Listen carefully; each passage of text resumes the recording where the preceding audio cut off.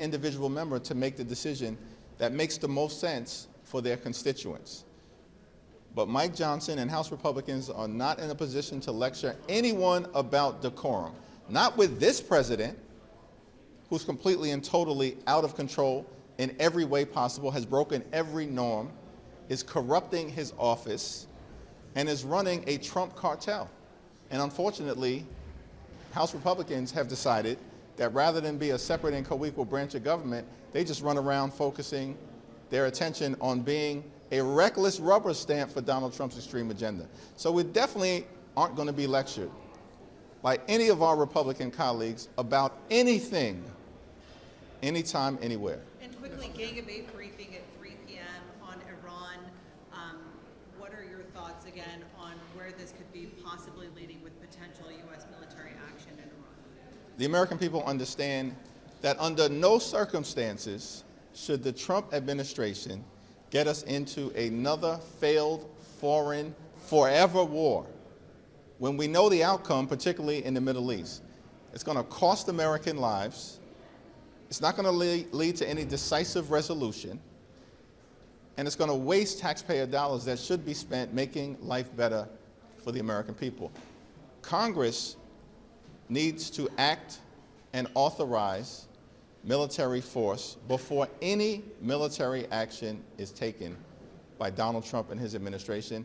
We'll make that point very clearly in the Gang of Eight briefing that's going to take place in about 30 minutes, and we'll continue to press that case to the American people.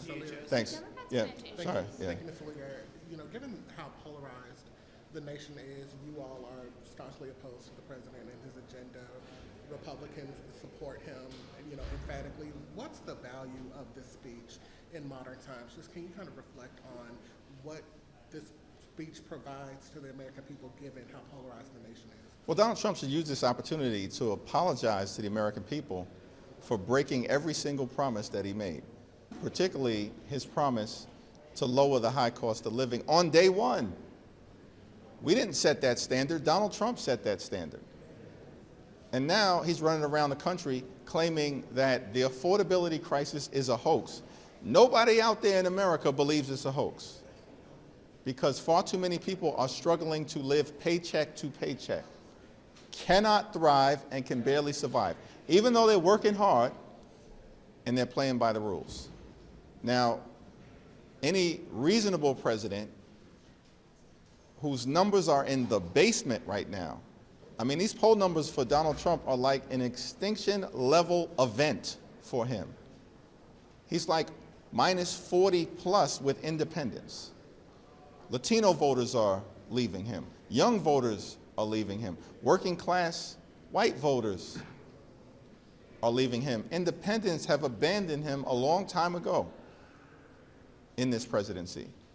Any normal person would realize we better change course, because this is not working. Republicans have lost elections for 14 consecutive months with no sign of improvement. But unfortunately, it doesn't appear that Donald Trump is going to show up learning the lesson of perhaps it's better to actually change course. No, we think he's going to double and triple down on his lies. It's not going to be persuasive to the American people. And they'll probably be worse off, Republicans, after this speech than they were going into it. Thanks. Yep. Last we heard, you guys sent a new counteroffer to the White House. Did they ever respond to that, or is it radio silence? What's the status of the talk? There hasn't been any real recent communication with the White House. Our position, as Democrats, continues to be, listen, we need dramatic, meaningful, bold, transformational reform with ICE. The American people know ICE is out of control, and they need to be reined in. Kristi Noem's got to go, but we don't just need a change in personnel, we need a change in policy, and that has to be dramatic. And until Republicans come to that conclusion, then the DHS funding bill is not going to be in a position to move forward. So with DHS funding lapse at the moment, there's over 40,000 Coast Guard members who are going to go without a paycheck in 3 days, and there are some members of your caucus who also called for FEMA assistance following blizzards this weekend. And ICE is fully funded through the One Big Beautiful Bill, so is now a time to alleviate the pain on some of these agencies push forward with negotiations while these problems are solved and funding is restored? Republicans control the House, the Senate, and the presidency. They've been lecturing the American people since November of 2024 that the country was in the midst of some massive MAGA takeover. Clearly that hasn't happened, but it's in their head.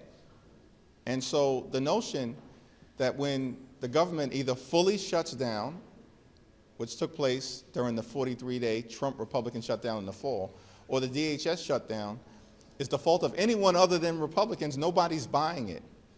Just like the American people didn't buy it in the fall.